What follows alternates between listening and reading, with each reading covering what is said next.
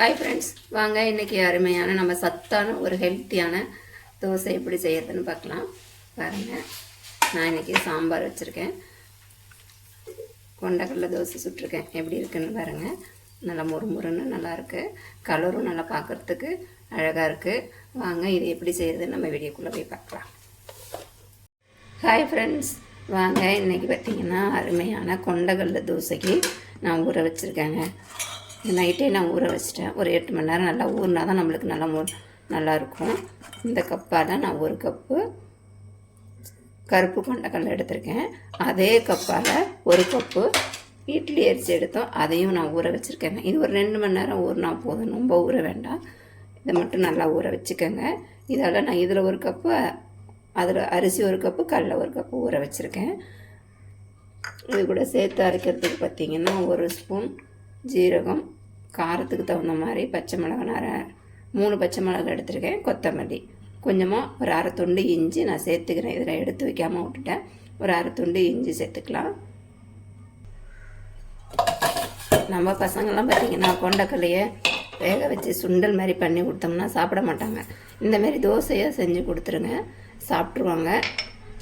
உடம்புக்கும் ரொம்ப சத்தானது தான். அதனால் நீங்கள் இந்த மாதிரி சாப்பிடாத பசங்களுக்கு இந்த மாதிரி அரைச்சி செஞ்சு கொடுத்துருங்க. நம்மளுக்கும் ஒரு வேளை டிஃபனும் ஈஸியாக போயிடும்.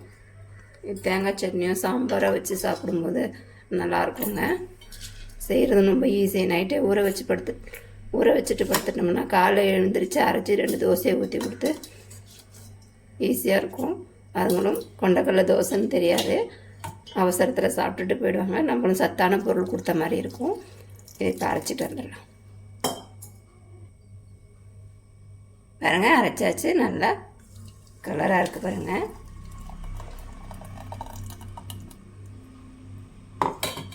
அதிலேயே கொண்டக்கடலையும் அரைச்சி வச்சுக்கலாம். சமமாக எடுத்துக்கோங்க. இட்லி அரிசி 1 கப்பும் கடலை 1 கப்பு எடுத்திருக்கேன். நான் இந்த கப்பால் தான் 1 கப்பு எடுத்திருக்கேன்.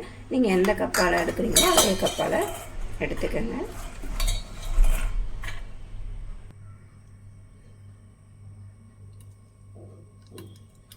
கொண்டக்கடலை இதோட சேர்த்துக்கலாம்.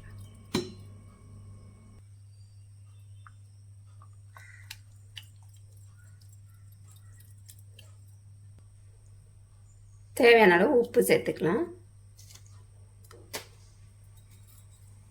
கொஞ்சமாக பெருங்காயத்தூள் சேர்த்துக்கலாம். ஏன்னா நம்ம கொண்டக்கடலை சேர்த்துருக்கோம் இல்லையா, அதனால் கொஞ்சமாக பெருங்காயத்தூள் சேர்த்துக்கலாம்.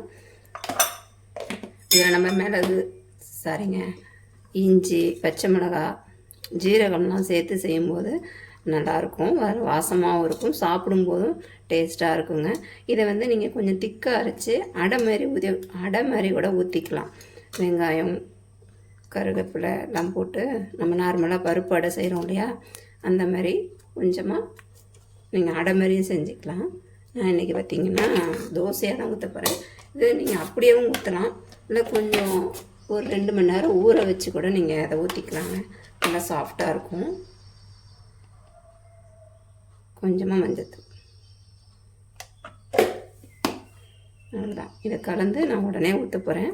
நீங்கள் ஒரு 2 மணி நேரம் புளிக்க வச்சு கூட இதை ஊற்றிக்கலாம், நல்லாயிருக்கும்.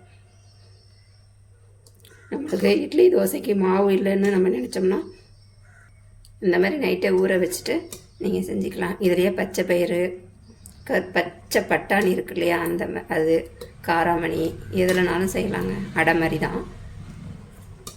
வாங்க இப்போ ஊற்றிக்கலாம்.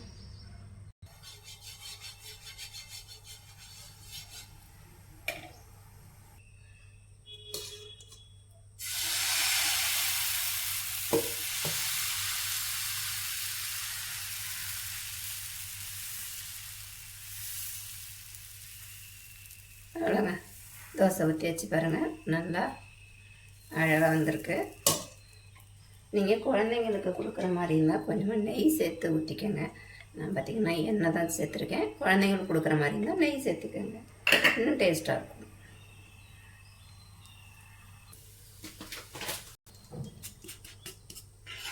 தோசையை திருப்பி போட்டுக்கலாம்.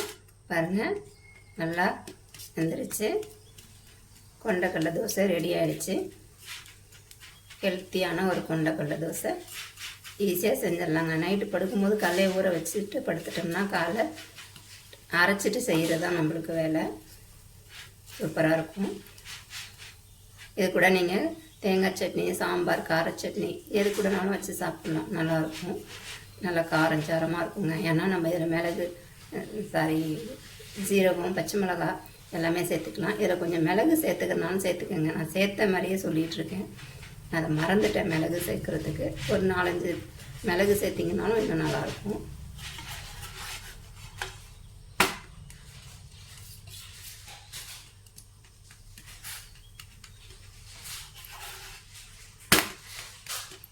வீடியோ பிடிச்சிருந்தா லைக் பண்ணுங்கள், ஷேர் பண்ணுங்கள், கமெண்ட் பண்ணுங்கள். மறக்காமல் சப்ஸ்கிரைப் பண்ணுங்கள். இன்னொரு வீடியோவில் சந்திப்போம். டாட்டா, பாய்.